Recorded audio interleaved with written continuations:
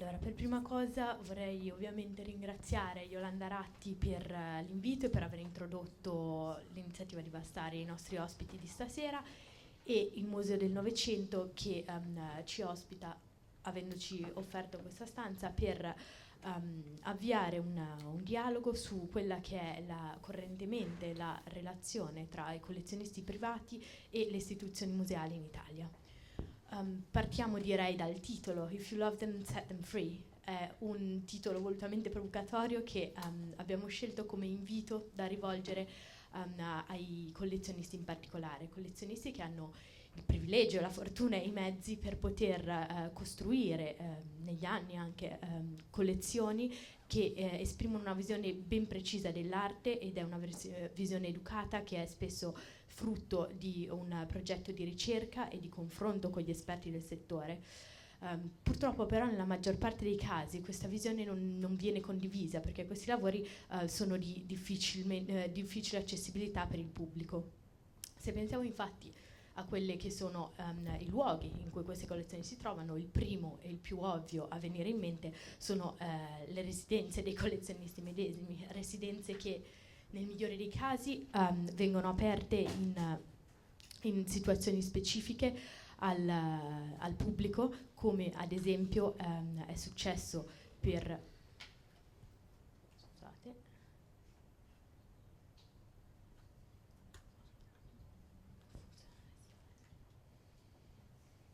Eccoci.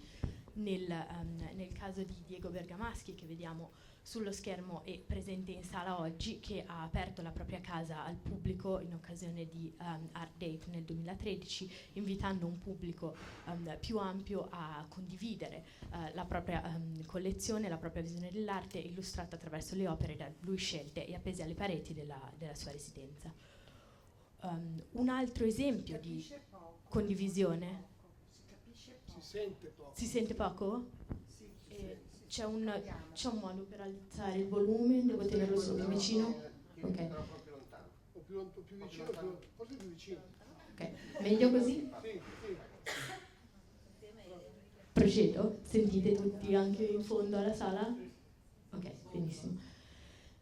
Dicevo, un'altra forma di collaborazione e di condivisione delle opere è quella del comodato d'uso, e vorrei portare l'esempio del Museo d'Arte Moderna e Contemporanea di Trento Rovereto. Tenerlo più lontano, la prima fila sentono in fondo, ma le prime file non sentono. Ok, ora? Chi sente e chi non sente? Provate. Proviamo così? Perfetto. Dicevo l'esempio del Marte, che è nato sotto la direzione di Gabriella Belli, che è la prima ad ammettere che il museo non potrebbe avere l'impatto, il ruolo e avere l'offerta culturale che ha se non fosse stato per il contributo del collezionismo privato. Infatti gran parte della collezione permanente di questo museo è stata data in comodato d'uso da collezionisti privati. Tuttavia questi esempi, per quanto virtuosi e sicuramente appunto apprezzabili, sono casi abbastanza isolati. Infatti molte delle opere che sono in mano di privati, per ragioni di conservazione, per ragioni fiscali, per ragioni di sicurezza, finiscono via via sempre più nei porti franchi, nei depositi che si trovano in Svizzera, in città come Chiasso, Basilea, Zurigo e soprattutto Ginevra, che ormai sono note agli esperti del settore come i depositi d'Europa, a tal punto che vediamo ora sullo schermo una citazione del British Fine Art Fund che definisce il miglior museo al mondo il deposito di Ginevra, se soltanto fosse un museo. Quindi la qualità e le dimensioni, la scala delle opere che vengono contenute in questo portofranco chiaramente è assolutamente degna di un museo. Questo tipo di preoccupazione è stata espressa anche da Philip Hook, che è il senior specialist e membro del consiglio direttivo di Sotheby's a Londra, e che durante una conferenza tenutasi al Courtauld Institute of Art nel 2012 esprimeva una preoccupazione per il crescente numero di opere che vengono via via rinchiuse, diciamo, in questi porti franchi. Se scusate, se la realtà del privato quindi dà da pensare in qualche modo, quella del settore museale, seppur per diverse ragioni, è altrettanto preoccupante, diciamo. L'Italia infatti conta al momento 4.600 istituzioni museali secondo il censimento Istat dell'anno scorso, e di queste unicamente il 27%, quindi meno di un terzo, riceve contributi pubblici. Stiamo parlando quindi solo di 1.200 musei. In più questi contributi hanno subito un taglio significativo. Dal 2008 al 2013 il settore culturale ha perso circa 1,3 miliardi di fondi pubblici, cosa che ovviamente è andata a incidere drasticamente su quello che è il budget che i musei hanno a disposizione da dedicare alle mostre, che è stato tagliato tra il 30 e il 60% a seconda dei diversi musei. Il ministro Franceschini, fin dal primo giorno del suo mandato, si è esposto in favore di una fruttuosa collaborazione tra pubblico e privato e sta dirigendo la sua attenzione primariamente riguardo alla conservazione dei beni culturali, con un programma di sgravi fiscali per donazioni e investimenti provenienti da singoli o da imprese.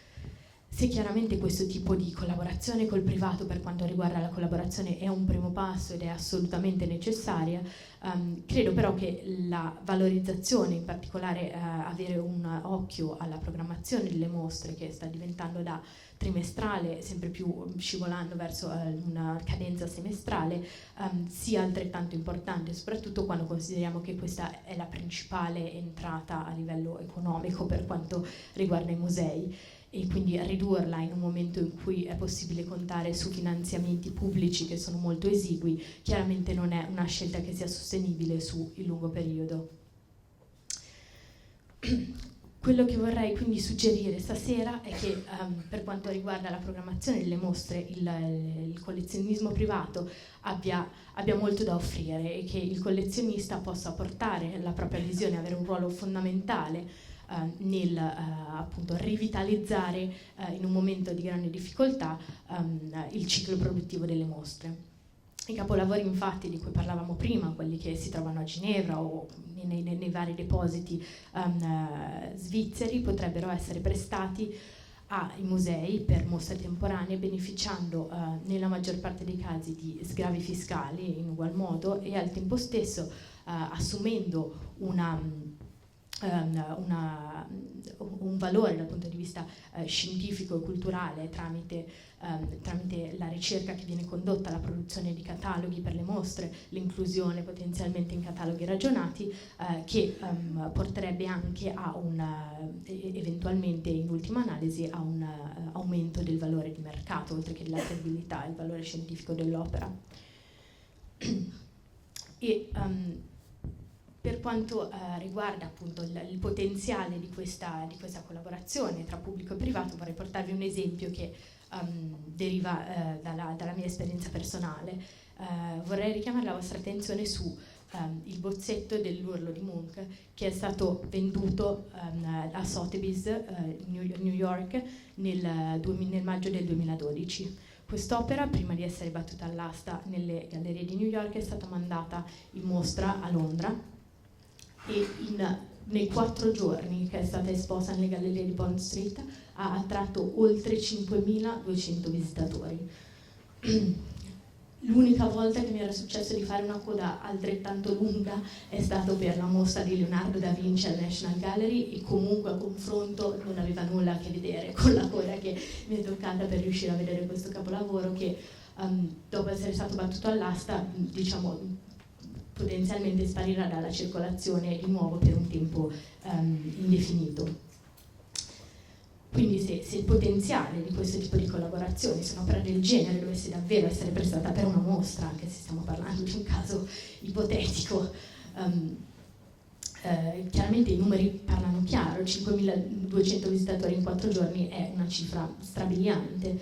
È però vero che questo tipo di collaborazione non avviene, e in parte credo che la ragione sia da ricercarsi nell'inadeguatezza degli strumenti di comunicazione tra le realtà museali e i collezionisti privati. In particolare è proprio questo problema che la piattaforma di Vastari ha sta cercando di risolvere, a cui sta cercando di porre soluzione. Vastari infatti è un progetto che è nato nel gennaio del 2013, quindi è un anno e mezzo che la piattaforma è operativa, con lo scopo di far incontrare e favorire la comunicazione e la collaborazione tra curatori e collezionisti privati per quanto riguarda l'organizzazione di mostre temporanee. Vastari consiste in una piattaforma online che ospita 2 database. Uno è un database di opere caricate dai collezionisti privati e accessibile unicamente ai curatori, mentre il secondo ospita le richieste per prestiti che vengono pubblicate dai curatori dei musei in fase di organizzazione delle mostre e che è accessibile sia ai collezionisti che a curatori di altre istituzioni. Il sistema offre quindi un tipo di visibilità ben specifico per le opere che i collezionisti possono essere interessati a prestare, ma al tempo stesso ha come si propone anche di garantire in prima analisi la sicurezza e la privacy del collezionista e del museo. Tutte le opere infatti vengono caricate dai collezionisti e possono essere viste come un archivio digitale, una collezione per intero, unicamente dal collezionista che effettui il login sulla piattaforma, mentre appaiono individualmente come risultati delle ricerche operate nell'intero pool delle opere dai curatori, e per cui persino i curatori, che sono gli unici ad avere accesso ai dati relativi alle opere, non saranno in grado di determinare né le dimensioni della collezione né se 2 oggetti che hanno trovato appaiono alla medesima collezione, e né tantomeno l'ubicazione geografica di questi lavori. Il sistema, una volta che collezionista e curatore abbiano trovato relativamente una mostra o un'opera che siano interessanti, consente ad entrambi di contattare in maniera diretta l'organizzatore della mostra o il proprietario dell'opera, di modo da poter discutere i termini della collaborazione. E ancora una volta, così come il caricare opere o richieste di prestiti può essere fatto in maniera totalmente anonima, senza chiedere quindi a nessuno di esporsi in prima persona, la corrispondenza nella fase iniziale di verifica di interesse può essere gestita nuovamente in maniera completamente anonima.